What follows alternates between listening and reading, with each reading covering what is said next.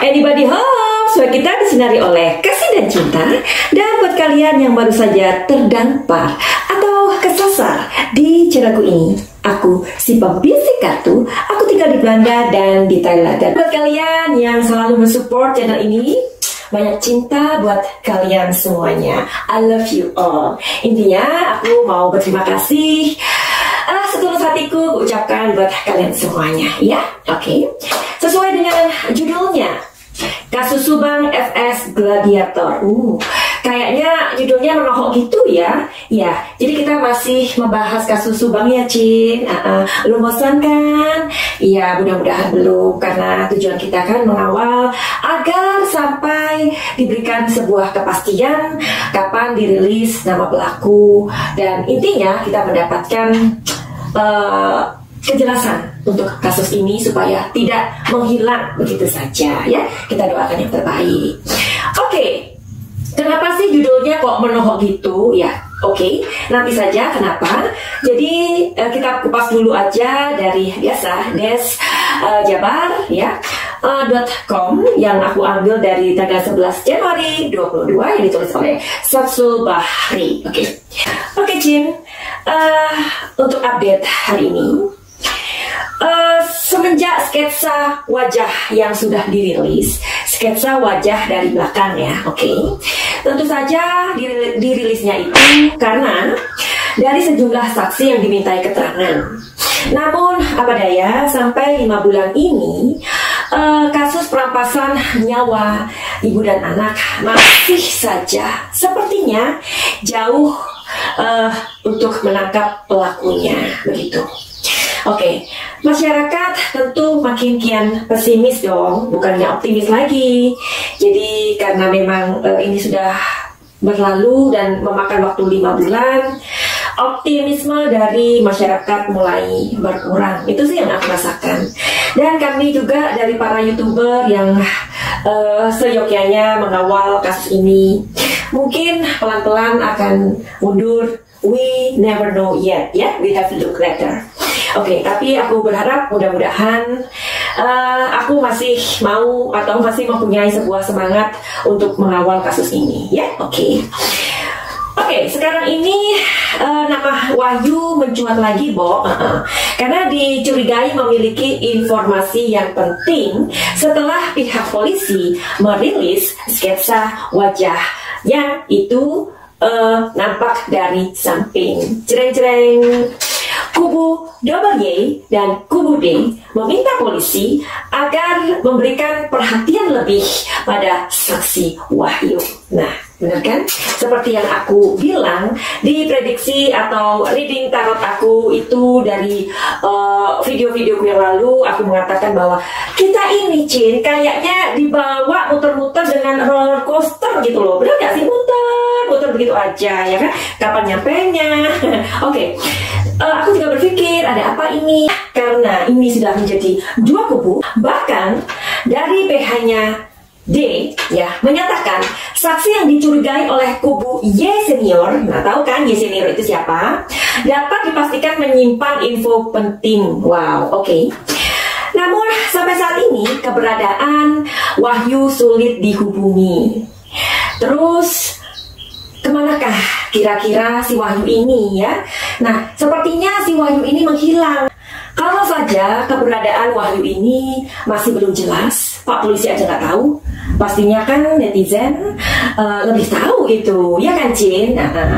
Nah, jadi dengan menghilangnya Wahyu diduga memiliki info penting terkait kasus ini, terutama dengan Yayasan Bina Prestasi, di mana Wahyu kan di sana jabatannya sebagai kepala sekolahnya. Di video-videoku yang sudah aku buat, barangkali kalian pernah singgah atau mampir, di mana aku membahas tentang Wahyu ya, tentang keberadaannya. Barangkali itu benar atau barangkali itu meleset. Tapi yang jelas keberadaan Wahyu ini masih menjadi sebuah teka-teki besar juga, karena di mana si Wahyu ini tidak ada satupun orang yang tahu di mana keberadaannya. Nah, menurut si Danu, Wahyu Kurnia itu adalah orang yang baik dan bijaksana.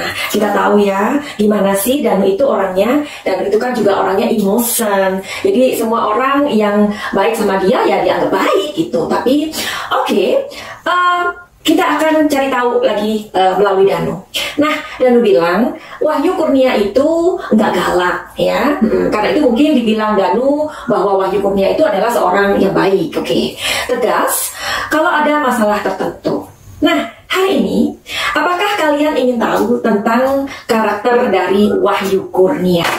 Mau nggak dibisikin? Kalau mau dibisikin, segera aja kalian like, dan yang belum subscribe silakan subscribe. Tujuannya bukan untuk ngemis-ngemis like atau ngemis-ngemis subscribe, tetapi supaya aku masih mempunyai energi atau semangat untuk membahas kasus yang udah berepisode ini sampai 5 episode. Itu tujuan aku, agar supaya aku selalu ingatkan untuk memberikan like dan subscribe yang belum subscribe. Yang udah subscribe, jangan subscribe lagi, Cin. Nanti jadinya unsubscribe. Oke, terima kasih. Nah, aku tidak hanya akan mengintipkan kepada kalian tentang karakter si Wahyu Kurnia, tapi aku akan mengintipkan kalian karakter dari Danu. Kita bicarakan karakter ya. Karakter Wahyu, karakter Danu, karakter Yoris, karakter Ibu Mimin, karakter Pak Yosef, karakter Pak Mul mungkin. Nah, ada satu yang jatuh. Oke, karena aku belum bertanya. Whatever ya. Dan barangkali karakter Aiki. Oke, menarik kan? Makanya yang belum subscribe, buruan subscribe-nya ya. Yang belum like, jangan pelit-pelit ya. Kalau kamu mau tahu membuat video ini butuh persiapan loh, ya kan? Seperti yang kamu tahu, aku nggak mau tampil dengan dengan sembarangan ya. Kalian boleh perhatikan dari cara aku, rambut aku, baju aku, dan ini studio ini barusan aku buat sendiri ya. Jadi membuat sebuah persiapan dalam video untuk menyajikan sebuah konten yang terbaik di YouTube itu membutuhkan waktu. Kalian yang hanya menonton dan kemudian hanya memencet tombol, susahnya minta ampun ya kan, Cin? Oke, kartu-kartunya aku persiapkan dulu. Alright, ada 2 yang jatuh. Okay, doesn't matter. I will pick up the letter. Yang penting kartu-kartunya udah aku shuffle dulu ya.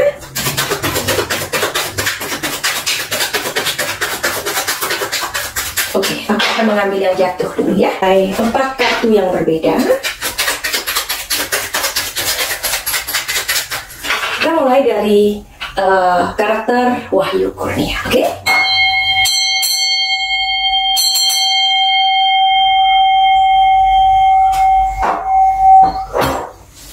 Wahyu Kurnia, karakter. Ya.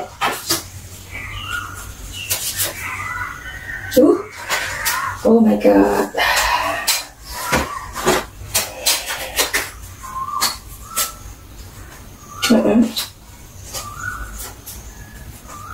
Wah. Oke. Membaca dari karakter dari Wahyu Kurnia ini ya. Ya, Wahyu memang adalah seorang yang memiliki sebuah tanggung jawab yang besar. Ketika diberikan pekerjaan kepada dia akan melakukannya dengan lancar ya. Jadi orangnya nggak suka menunda pekerjaan ya. Itu karakter dia. Meskipun di sini Wahyu adalah seorang yang dia mudah sekali bimbang orangnya ya. Orangnya mudah sekali bimbang dan mudah dipengaruhi. Ya, ini si Wahyu. meskipun dia orangnya tegas dan baik seperti yang dikatakan oleh si Danu, memang ia seperti itu orangnya, ya, orangnya tegas, baik. Ketika ada masalah dia menjadi orang yang tegas, ya. Dia orangnya nggak galak karena di sini energinya sangat besar, ya. Cuma di sini Wahyu Kurnia memang orangnya mudah dipengaruhi, ya, mudah bimbang. Oke. Jadi kalian tahu kan bagaimana kalau seseorang itu mudah bimbang. Ini bukan masalah sepele. Ini masalah besar yang mana merampas kedua nyawa yang tidak bersalah yang terjadi di dalam rumah. Bukan di luar rumah, bukan bencana, bukan kecelakaan, tapi ini perampasan. Jadi bisa kita lihat melalui karakter ini, jika Wahyu adalah orang yang mudah bimbang, mudah khawatir, mudah dipengaruhi, tentu saja ia akan mencari sebuah tempat di mana ia akan perlu untuk menenangkan dirinya. Maka itu ia buru-buru untuk mengundurkan diri, ya. Nah, itulah yang membuat double Y ini akhirnya menjadi sebuah suspicion atau menjadi curiga kepada Wahyu Kurnia. Sekarang kita akan melihat karakternya Danu. Bentar ya, benerin jubah dulu. Nah, ini jubahnya. Nah, aku lupa memasang gigi taring, ya. Nah, wah, kalau gigi taring itu dipasang pasti ada desainnya. Bisa aja kali, ya. Jadi kalian harus tahu bahwa ketika orang membuat sebuah konten, konten itu adalah bagian dari entertain, ya. Jadi bagaimana orang yang berkecimpung menjadi YouTuber, kemudian mereka berusaha untuk mengentertain kalian sebagai penonton atau audiens, oke? Nah, sekarang kita melihat Danu, karakter Danu.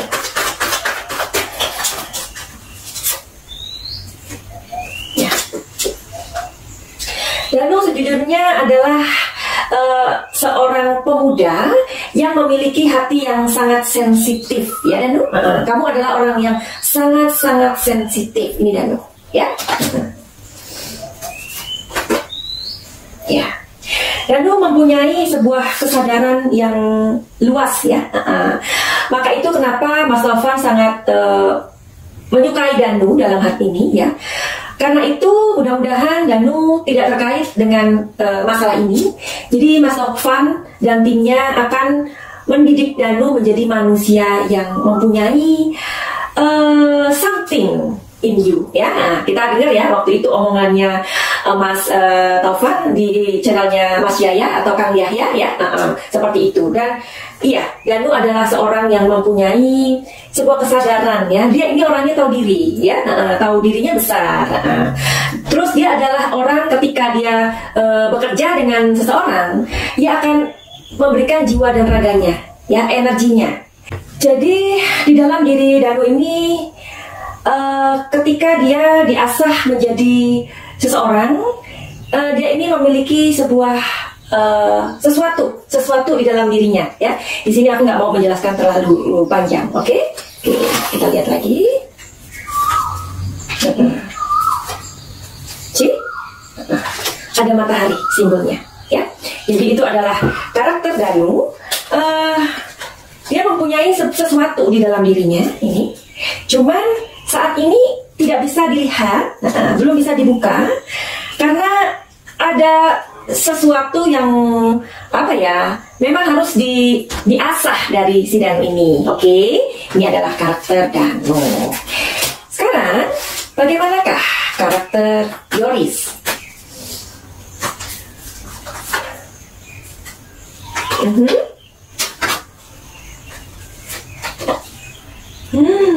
Oke.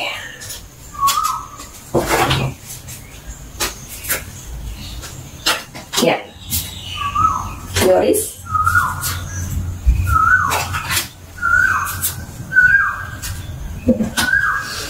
Yoris adalah sosok pemuda yang setia, ya, setia pada keluarganya, setia kepada apa-apa saja yang menjadi sebuah prinsip baik buat dia, ya.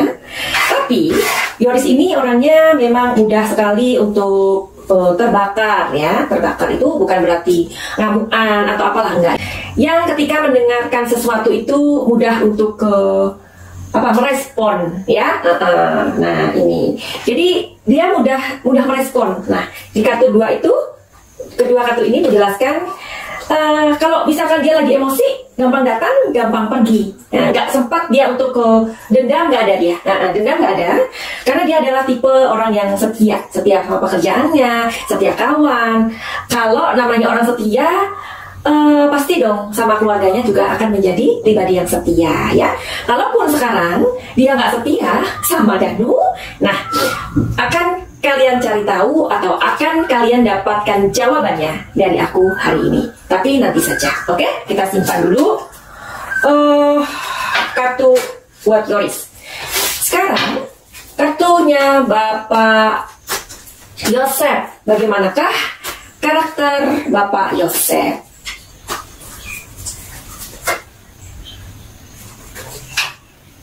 Oke.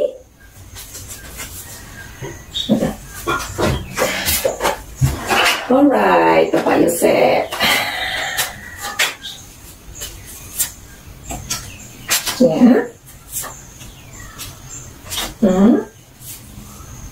Ya. Bapak Yosef adalah seseorang yang mempunyai pemikiran-pemikiran yang matang, ya. Karakternya tidak mudah menyerah, ya. Ia adalah seorang yang gigih untuk apa yang dia mau capai atau apapun yang ingin dia mau. Ini Bapak Yosef ya. Dan segala sesuatu yang ada di dalam pemikirannya adalah pemikiran-pemikiran yang matang. Jadi tidak mudah menyerah ya. Nah ini simbolnya Bapak Yosef. Jadi kalau ada sesuatu yang ia inginkan, akan ia dapatkan dengan banyak cara. Ya, ini Bapak Yosef ya. Oke, sekarang apa lagi yang kalian pengen tahu? Karakternya Pak Mul. Oke, Pak Mul, karakternya Pak Mul. Karena aku banyak sekali mendapatkan pertanyaan-pertanyaan dari netizen tentang Pak Mul, jadi aku belum bisa untuk merespon itu ya. Oke, sekarang kita lihat kisi-kisinya aja. Gimana sih karakter Bapak Mul ini? Oke.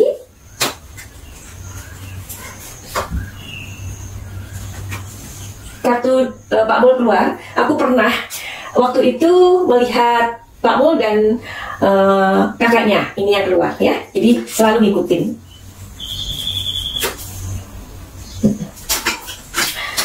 Oke.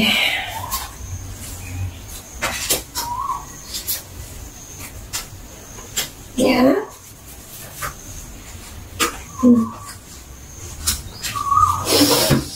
Oke, karena kita membicarakan sebuah karakter ya.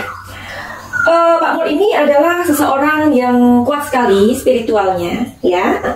Jadi Pak Mul ini orang yang secara agama, Pak Mul ini mempunyai spiritual yang tinggi ya. Karakternya adalah orang yang menjunjung tinggi moralitas ya. Oke. Namun Pak Mul juga adalah orang yang ketika ada keluarga atau siapapun sahabat ya, jangan sahabat, misalkan ia baru kenal orang itu dan ia menganggap bahwa orang itu baik, itu akan dibantu yang menurut dia pokoknya dengan sekuat dan kemampuan dia. Nah ini Pak Mul. Oke, itu karakternya. Sekarang karakter siapa lagi? Bu Mimin ya. Oke, karakter Bu Mimin.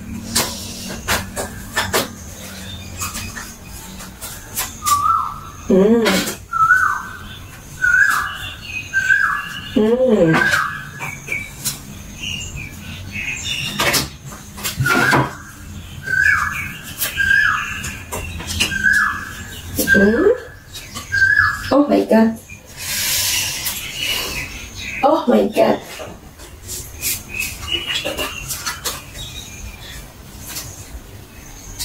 Okay. Well, tidak berpanjang-panjang, aku akan membaca sekaligus ya, karena ini kita berbicara mengenai karakter. Karakter Bu Mimin ini adalah seorang wanita yang mempunyai pendirian yang kuat. Hampir sama dengan Bapak Yosef, ketika menginginkan sesuatu, apapun akan dilakukan ya. Kalau kita bilangnya itu gigih ya, dia adalah seorang wanita gigih. Ketika mempunyai sebuah keinginan, keinginannya sangat kuat ya, dan juga orangnya cantik. Oke, itu aja yang bisa aku intipkan. Sekarang siapa lagi? Oke, Arigi. Oke, Arigi. Ada juga pertanyaan dari siapa itu ya, Mas Budi atau siapa tuh? Jadi apakah Arigi terlibat bla bla bla gitu kan? Jadi aku nggak membuat kontennya, tapi hari ini aku akan melihatkan atau mengintipkan kalian tentang karakter Arigi.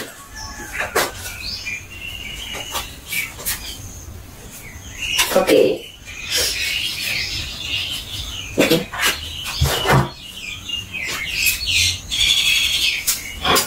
Ya.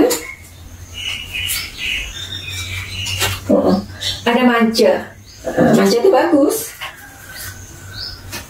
Oke. Jadi Arigi ini dia orangnya penuh perhatian, ya. Penuh perhatian kepada sekeliling dia, ya. Dia akan dengan cepat untuk membantu siapapun yang dia mau bantu. Cuman untuk secara pekerjaan dia suka sekali menunda pekerjaannya, ya, itu Arigi, ya. Dan Arigi ini memang banyak sekali yang menyukai Arigi ya, karena Arigi ini orangnya mudah sekali bergaul, mudah sekali membantu seperti tadi aku katakan ya.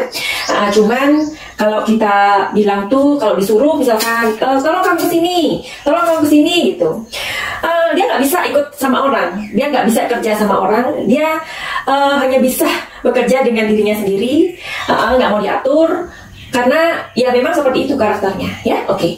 Jadi itulah sekilas dari karakter-karakter dari orang-orang yang ya itu aja paling ya yang kita soroti atau netizen yang soroti. Oke.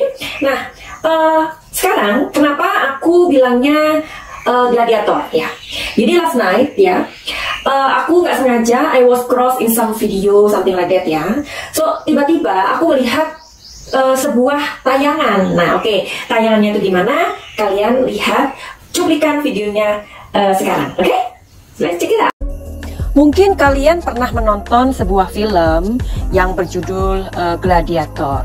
Nah, ini diambil dari Google. Gladiator adalah bahasa Latin yang artinya ahli pedang, dari kata gladius, yaitu pedang.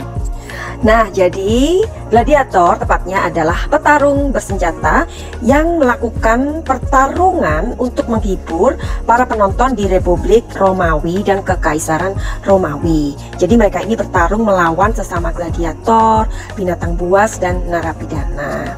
Jadi sebenarnya aku ingin memberikan sebuah video di sini, tapi karena tidak bisa, karena kena copyright, akhirnya aku buatkan gambar saja, oke?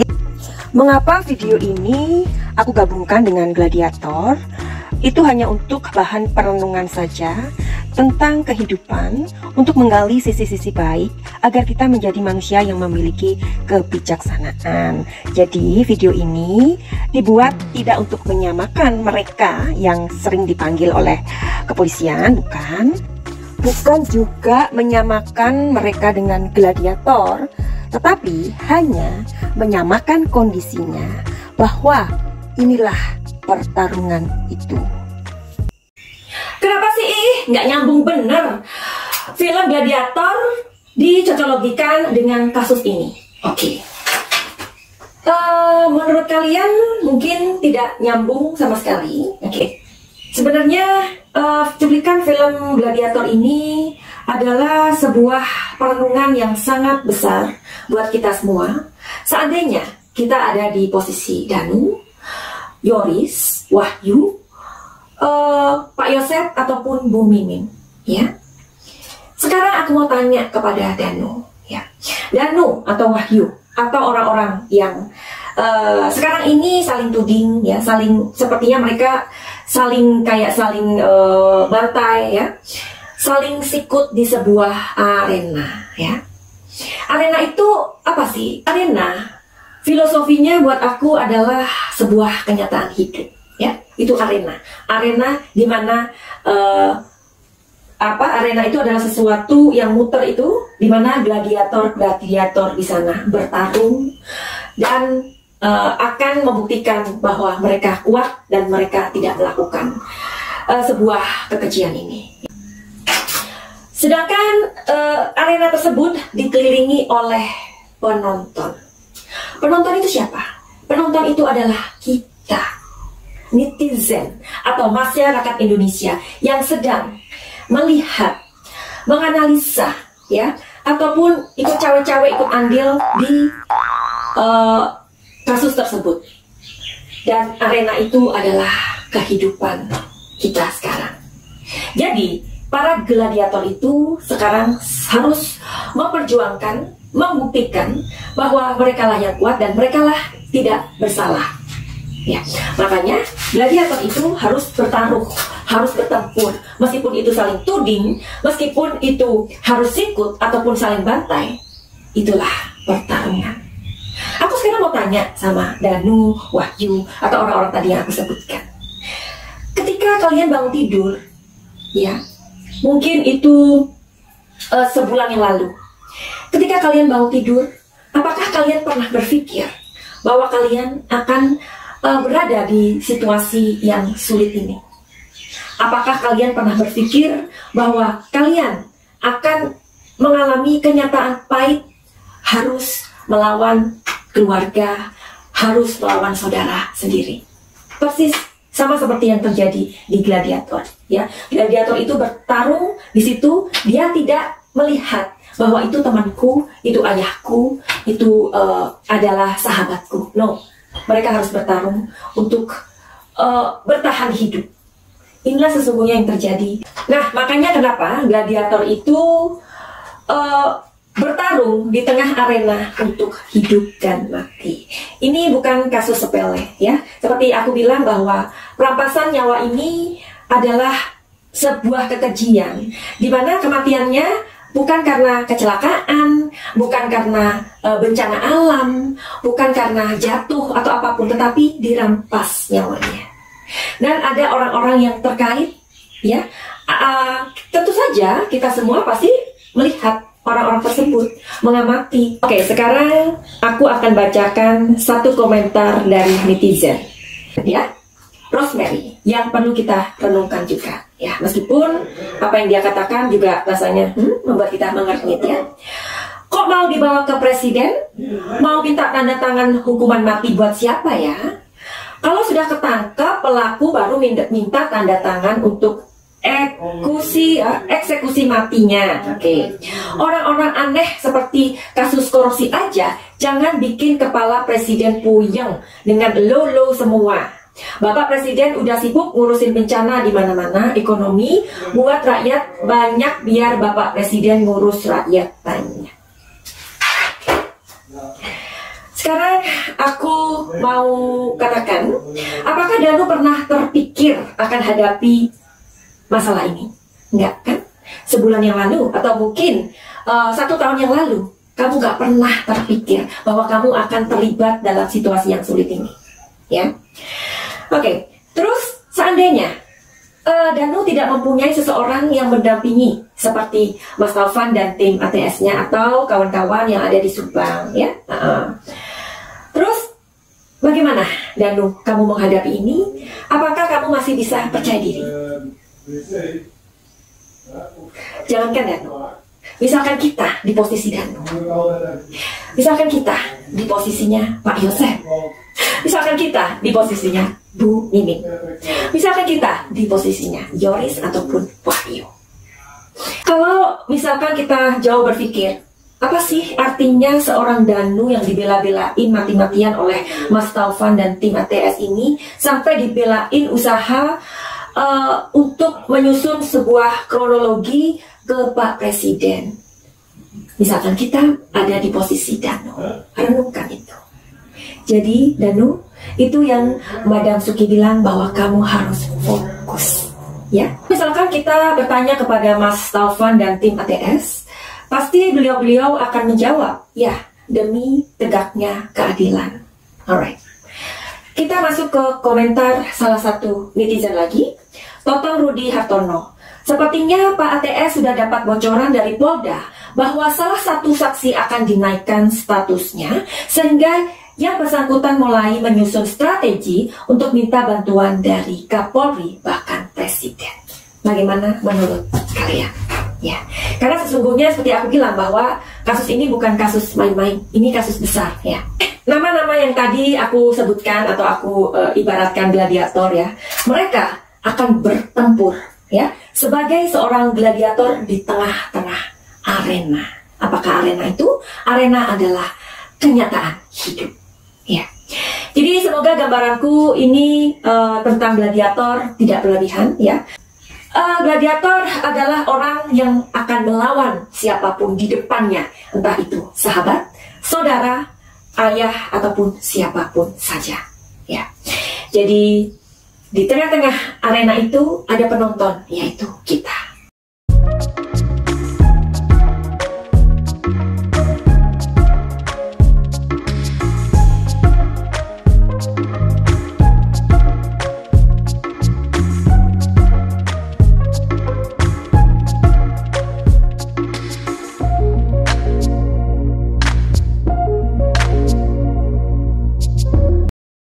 Nah, jadi videoku yang sebelumnya, mungkin aku bisa taruh di linknya nanti ya. Aku mengatakan pada Danu harus fokus, imbangi Mas Alvan dan timnya, karena beliau-beliau itu nanti akan stres. Stres di sini artinya adalah sebuah kelelahan yang sangat-sangat berat, kelelahan yang sangat-sangat luar biasa ya. Kurangin main YouTube, dan ketika ada orang-orang yang meminta kamu, YouTuber juga, jangan mau untuk sementara ini ya. Dekatkan sholat dan spiritual kamu. Itu kan pesanku buat Danu ya. Tapi kan ya lagi-lagi ada aja netizen ya kan.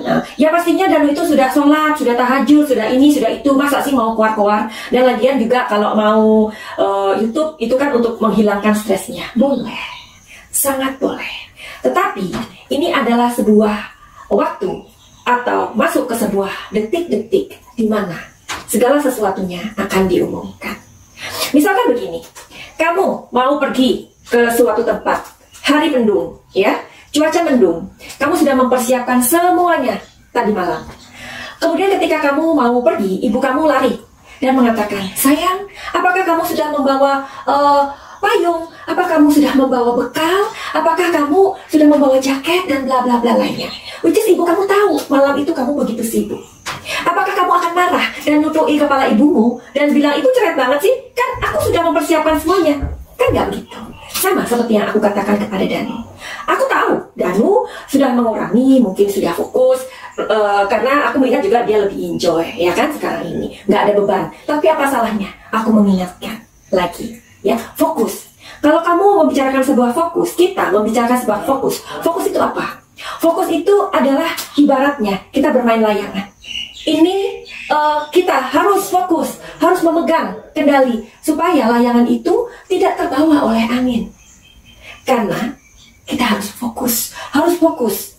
Aku tidak meragukan kalau Danu ini sudah sholat, ya, sudah sudah melakukan apa yang memang harus dilakukan. Tapi apa salahnya juga aku memberikan sebuah warning, entah Danu, entah Yoris, entah Pak Yosep, entah Bu Mimin, entah Pak Mul, entah Wahyu, entah Ariki, atau siapa saja yang namanya selalu kita sebut dan mempunyai potensi kemarin-kemarin dipanggil banyak kali.